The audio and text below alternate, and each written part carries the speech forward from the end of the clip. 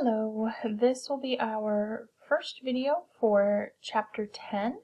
We're going to cover sections 1 through 3 and the first reaction. There's only 3 reactions in this chapter, but they are a very different type. So the title of our chapter is Radical Reactions, and we're going to look at kind of the introduction of that today, as well as some reaction types.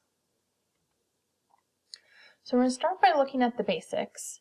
What we've been looking at in all of our reactions, or most of our reactions so far, is heterolytic bond cleavage. And we represent that with our mechanism electron pushing arrow that's showing our bond breaking. And in this example, the X is losing its electrons, so it becomes a cation, and the Y is gaining those electrons, and so it becomes an anion. So a heterolytic bond cleavage results in ions, and we use the hetero part. We know hetero means different. We use that because the two atoms are getting treated differently. One atom's getting the electrons and the other atom's not. What this chapter is going to focus on is homolytic bond cleavage, and so when this bond breaks, the atoms are going to be treated the same. So we have homo in there, we know that means same, and so when this bond breaks, we know that it's made up of 2 electrons. One electron goes to the Y, and the other electron goes to the X. So they're getting treated the same, and notice that what we end up with is they each have an unpaired electron attached to them, making them both radicals. They are also both neutral. So even though they have that unpaired electron, they don't actually have a charge. One more thing to notice here is the type of arrow we're using. So our arrow looks a little bit incomplete. It's called a fishhook arrow or a single barbed arrow. So it only has one side to it, and this is on purpose. This is to show the movement of one electron. So we've used a lot of different arrows in this class. We just have our regular reaction arrow, we've had equilibrium arrows, we've had resonance arrows, we've had our electron pushing arrows, and now we have this single barbed arrow or fishhook arrow to show the motion of just one electron. So this chapter is going to focus on this right-hand side here, the homolytic bond cleavage, and this fishhook arrow. So let's talk a little bit about the structure of these radicals. Of course, we're going to be talking about carbon the most of the time here. And if we have a carbocation, we know that it is sp2 in trigonal planar. And if we have a carbanion, we know that it's sp3 in tetrahedral. Well, a carbon radical is somewhere in between. It doesn't have an empty p orbital, but it also doesn't have a pair of electrons in a p orbital. And because it's kind of in between, it's also in between for a lot of other things. It's not really sp2 and it's not really sp3, it's somewhere in between. As far as its geometry goes, it's somewhere in between trigonal planar and a very shallow tetrahedral, so meaning we have these little bit of bend here, but it doesn't have that full 109.5 degree bond angle. So most of the time we treat it as trigonal planar or think of it as trigonal planar, and this is going to be important when we talk about stereochemistry in our products later on. The carbon atom is neutral, so if we think about how many bonds it has and we go back to our formal charge equation, we have 3 bonds and that 1 electron, so that gives us 4, which is carbon's valence electron number. It is unstable and it is reactive, but it is neutral. It does have an incomplete octet, which is part of the reason of why it's reactive and unstable. Its stability pattern is the same as the stability pattern for our carbocations, meaning more substituents means more stability. And then the last thing on here is that just like a carbocation and a carbanion, it can be stabilized by resonance. So that's what we're going to look at first. we have two main types of resonance that we can look at. The first is allylic. So here is our allylic radical. So remember that this carbon right here is a vinylic carbon, and then next door is the allylic. So this is showing our resonance stabilization.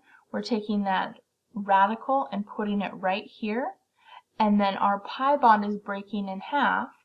So one electron's going over here. So with our radical and that one pi electron, that's creating our new pi bond. And then the other electron from that pi bond is going over into this position. So our radical then is going to be stabilized because we can share it between those two different positions. Benzylic radicals are even more stabilized because they have more resonance contributors. So here's our benzene ring. Our benzene ring carbons are called arylic positions, and then the next door neighbor, so our carbon out here, is our benzylic carbon.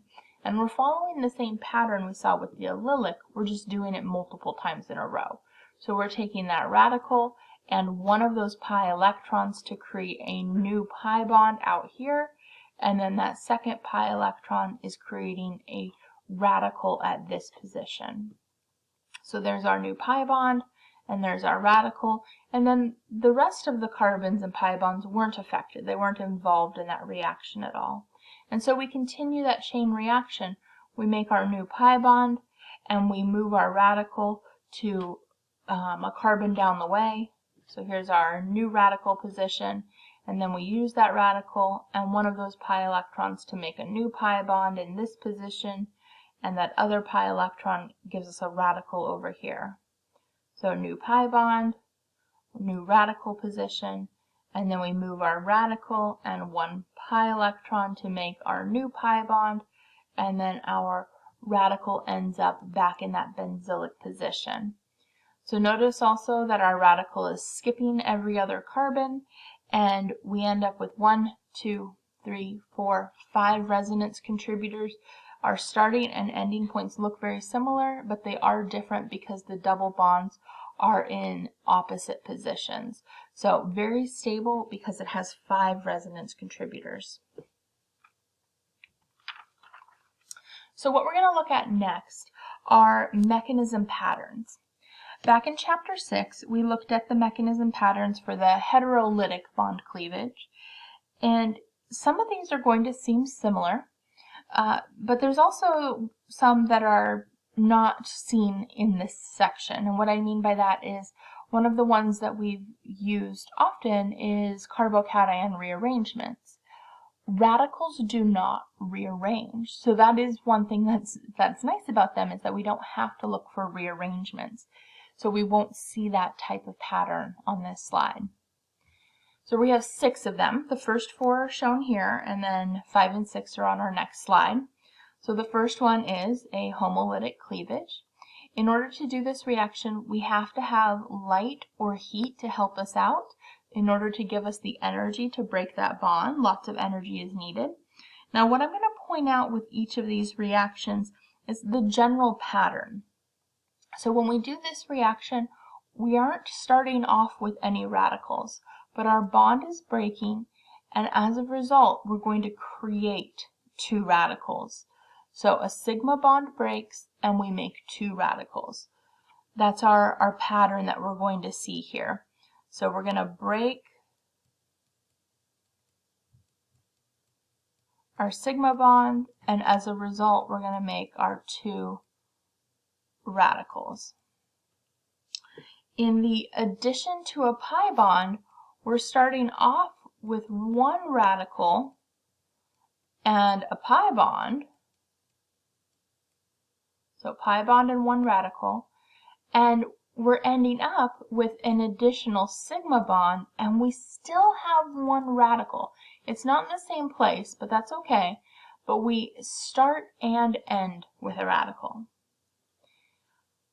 Hydrogen abstraction. So in this reaction, our hydrogen is just getting moved to what it was bonded to. So we're starting with a halogen here, And when our bond breaks, we're creating a new bond from the halogen to the hydrogen, and we're creating another radical. So again, we're starting with one radical, and we're going to end with one radical.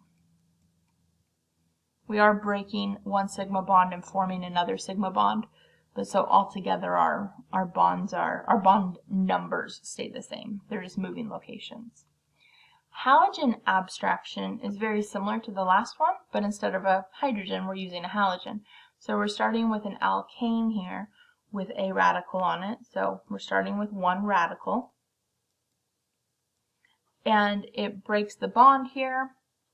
And as a result, we're creating one radical on our halogen. So notice that these three reactions here, 2, 3, and 4, all start with one radical and end with one radical. And our first reaction we looked at had 0 radicals to start with, but we created 2 radicals. All right, 2 more patterns. In our elimination reaction, we are starting with one radical, and we're going to create a product that also has one radical.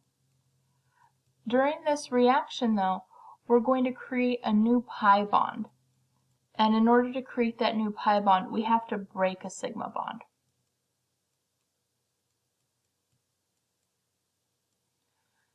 And in the way that this is labeled, we label the radical's position as our alpha carbon, and then its next door neighbor as a beta carbon.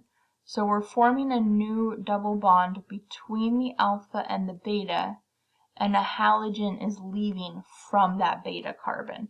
Not really a big deal to know that, but just so you know how the book has them labeled between the alpha and the beta. And then in our last one, it's called a coupling reaction. We're starting with 2 radicals, and those 2 radicals are combining together to make a new sigma bond, and we're ending with 0 radicals. Now these are our 6 mechanism patterns. We're not going to see them much outside of this chapter, so it can be a little bit more difficult to remember them just because we don't see them as often, but there is a little bit of a trend here. Reaction, and the trend is that they have opposites. So I'm going to go back to our last slide here. Reaction number 3 and 4 are opposites of each other. We are moving our hydrogen around or our halogen around, and so these are actually opposites from one another. Reaction number 2 and 5 are opposites from each other. So in this one, we're forming a pi bond, and up here, we're breaking that pi bond. And then lastly, reaction number 1 and number 6 are opposites. So in reaction number 1, we're breaking that sigma bond and creating 2 radicals. And in reaction number 6, we are forming those 2 radicals into a new sigma bond. So complete opposites from one another. So that might help you with remembering these or kind of grouping them together to learn them. There's one more way that we classify these or categorize these, and it is based off of whether we are forming radicals, continuing to make radicals, or getting rid of radicals. So how I was describing them falls into these categories. So we have 3 categories.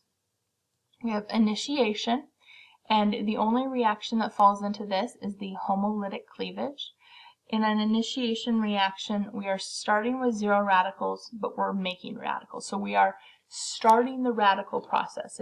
We're initiating the process. In a propagation step, we have radicals, but we are producing more radicals. So all 4 of these in the middle here fall into that category. And then the last one is termination, and this is when we start with radicals, but then they combine together and we result with 0 radicals in our product. So we're terminating the process or killing the process.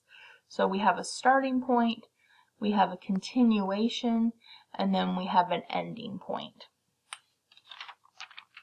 So we're going to put these mechanism steps to work as we look at our first reaction.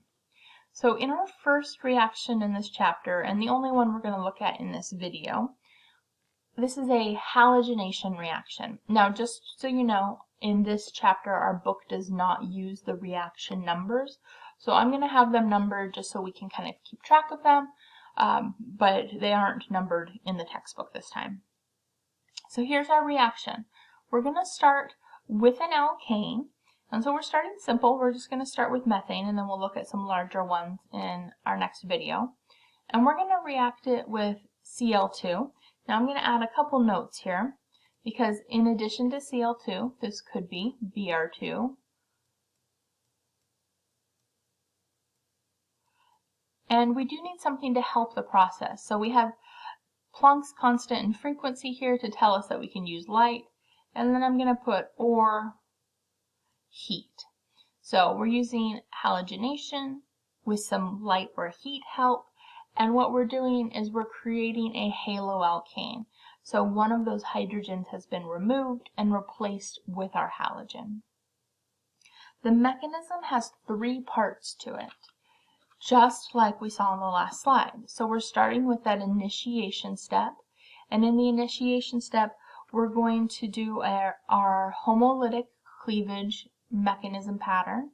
We're going to take our halogen and break that bond so that each chlorine gets a radical.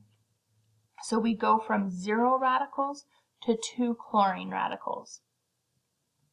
The next part is the propagation. And we're going to do 2 propagation steps. In the first one, we're going to do hydrogen abstraction. And so with the hydrogen abstraction, we're going to use our newly formed chlorine radical to remove a hydrogen from our alkane. So we're going to break that carbon-hydrogen bond. 1 electron goes onto that carbon. That's going to create a carbon radical.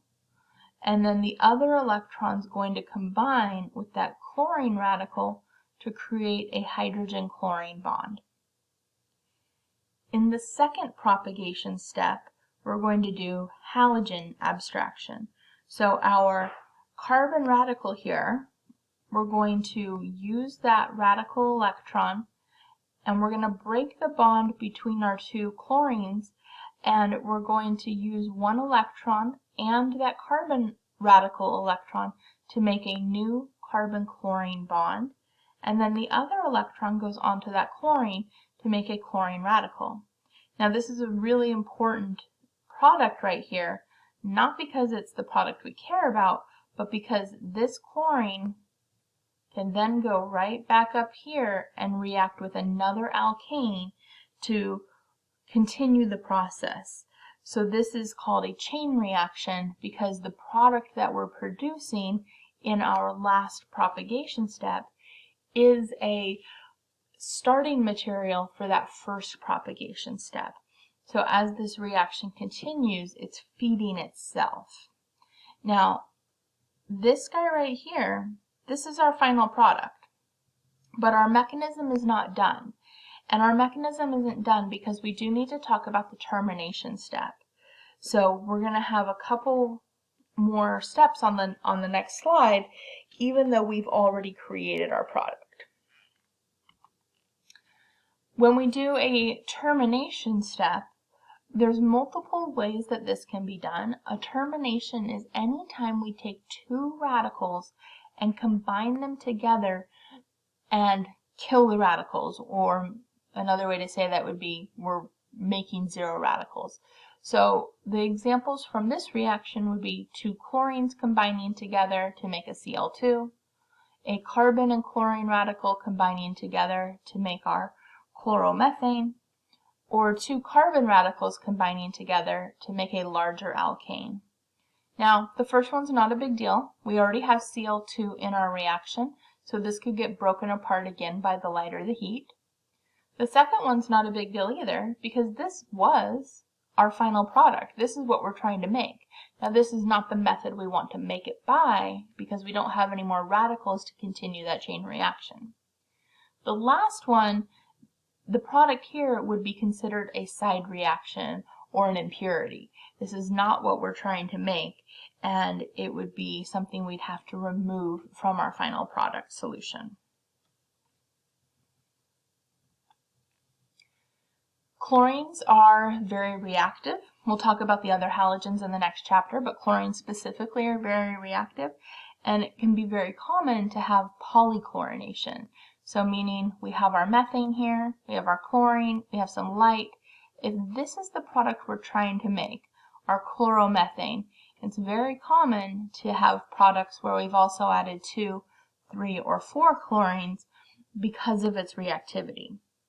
So in order to prevent this from happening, we want to make sure that we have excess alkane and a small amount of chlorine.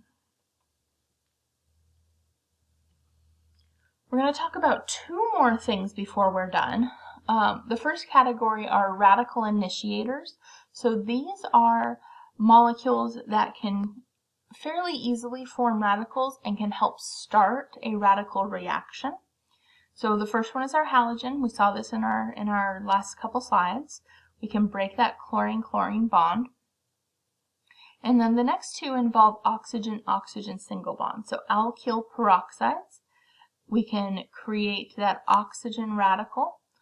And then our acyl peroxides, because we have that carbonyl there, gets a slightly different name. This last one has the lowest bond energy, so meaning it's the easiest to break. And the reason there is because we have some resonance to help stabilize it. We have seen this ROOR get used a couple different times in anti-Markovnikov-based reactions. And at that time, we weren't looking at the mechanism for it because it involved steps we didn't know. So in this chapter, we will look at a couple of those mechanisms that we've skipped because we now have talked about radicals to help explain that. All right, and last slide, last topic is the opposite of the last one. So in the last slide, we talked about radical initiators, things that help the reaction. This slide is looking at radical inhibitors. So these are molecules that will stop that chain reaction or prevent that chain reaction from happening. Molecular oxygen is a good example of this. It can couple with other radicals and help destroy them. And the second one is hydroquinone.